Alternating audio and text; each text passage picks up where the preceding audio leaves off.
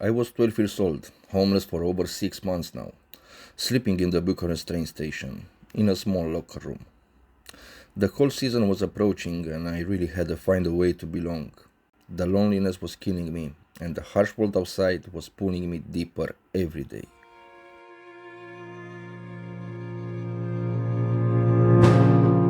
You see, the late 90s Bucharest train station was a brutal jungle. Thousands of forgotten kids scrambling to survive in Romania's post-communism ruins. A place where dreams faded daily, in the sewers and streets alike. So we banded into a tribe. Thieves snatching everything, the halfers lost in the glue-sniffing fog. We were lost souls fighting for every bite. Shared hunger glued us together, but it was the invisible cause that held the pack from tearing apart. No paper, no laws, just unwritten rules born in fear. Share whatever you make or starve alone. Protect your own or face the wild. Betray the tribe and pay the consequences. Exile or worse. Our code copied underground bosses like Bruce Lee, that was his nickname, a beast running hundreds in the sewers.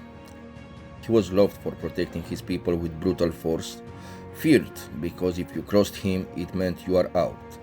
For good. The street had no mercy. I remember one night, a big fight started over something that seemed small. They caught another young boy grabbing what wasn't his. Not even much, just some bread. But you see, in a world dominated by hunger, that backstab cut the tribe deep like a blade. I jumped on the side as some of the other boys surrounded him. I knew what that meant. In a world where the police didn't care who lives and who dies, the justice was served the old way. Before I could react, fists started flying, low and high kicks knocking the boy down. It was heartbreaking to see how the tribe united in this harsh moment. I couldn't watch it unfold. But that was the price you paid for stealing from your own. Justice did hit fast and hard. The tribe roughed him up, leaving marks of betrayal. It broke my heart to watch, but he was lucky. He survived the night. In those days, betrayal could cost everything. But the code is what kept us alive. You see, these codes forged in the shadows turned boys into warriors. Old souls, as you nowadays call them. Lucky for me, I was an outsider for most of them. I was the one sleeping where they were not allowed. Some did envy me, but they feared Irina even more.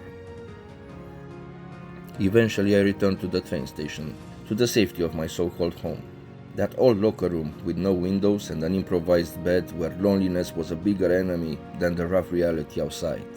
Irina taught me how to survive, but not how to face the silence. Joining that tribe did teach me the true price of fitting in.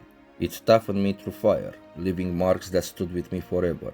Those unwritten rules saved our lives in a way, but they also gave us trauma for life. Anyway, winter was coming and I still had no sign that I will ever find my mother. Was my runaway for nothing?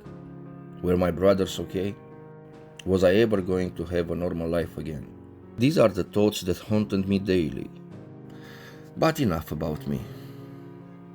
The question is, when is the last time you chose any company just so you don't have to be alone? Think about it and do answer in the comment section. Oh yeah, I think it's worth mentioning that Bruce Lee, the guy that was mentioned in this story, it's a real person. And he did run the gangs from the sewers for over 20 years. You can read his stories using Google. If you watched this far, thank you. This is a series that will continue and that needs your help to grow.